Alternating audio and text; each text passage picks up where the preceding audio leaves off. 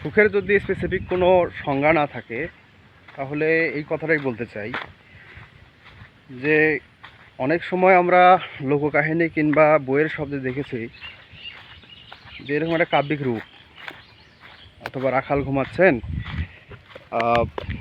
কোনো একটা নিরিবিলি দুপুরে, তপ্ত দুপুরে গাছ ছায়। হয়তো এখন তপ্ত দুপুর না, কিন্তু চরিত্র কিন্তু ঠিকই আছে। বন্যার কারণে প্লাবিত সবগুলো যেহেতু জায়গা, আমাদের রাখাল ভাই তার সমস্ত গরুগুলোকে তাদের মতো ছেড়ে দিয়েছে, আর সে স্বস্তির ঘুম করতেছে শুক্রবারের দুপুরবেলা। এখন আসলে জীবনটা হয়তো সুখের যদি বিষয়গুলো সংজ্ঞায়িত করা যায়, এই ছোট্ট চিত্রটি আসলে কোনো অংশে কম না। আমরা অনেকটাই কল্পনায় বাঁচি, কল্পনায় সুখী। আমরা যে জায়গাটাতে আসলে এই নিরিবিলি দুপুরটাকে পার করছি, এটা অনেকের কাছে একটা কল্পনার মতোই একটা স্বপ্ন। আর আমাদের কাছে হয়তো স্বপ্নটা অন্যরকম, সেটাতে হয়তো অন্য কেউ লাইফ লিড করতেছে। যারা শহরে ব্যস্ততার সাথে জড়িত, কর্মক্ষেত্রে জীবিকার তাগিদে যে যেখানে ছড়িয়ে ছিটে আছে, তাদের কাছে এই সময়টা একটা স্বপ্নের মতো।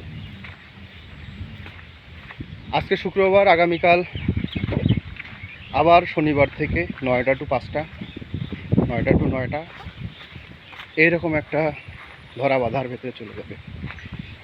যারা শ্রমজীবী মানুষ আছে, বিশেষ করে গার্মেন্টস সেক্টরে, তাদের তো আসলে সুখ বলতে কোনো কিছুই আসলে তাদের জীবনে নেই।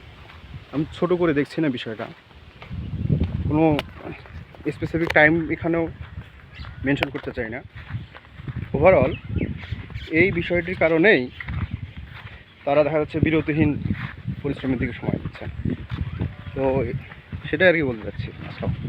ভালো জি আছে। বর্তমানে মাছের কেজি যদি চিন্তা করা যায়, দেশি মাছ আসলে এক ধরনের বিলাসিতাই বলা যায়।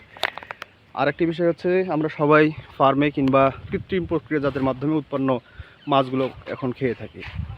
সেক্ষেত্রে এই বন্যা যে মানুষের সবসময় ফসলই নিয়ে যায় এমনটাও না, আশীর্বাদ হিসাবে ক্ষতিপূরণ তো আসলে পোহানোর মতো কোনো কিছুই নেই। প্রকৃতি এই বন্যার পানিতে একদিকে যেমন ফসল নষ্ট করছেন, তেমনি মাছের এক বিশাল ভাণ্ডার এখানে দান করে যাচ্ছেন। এখন এই বিলের বা ঝিলের আশেপাশে যারা আছেন, তারা তাদের মতো করে হয়তো এই ক্ষতিটা বুঝে নেবেন। আলহামদুলিল্লাহ, যে যারা যতটুকু মাছ পায় তাদের হয়ে যায়।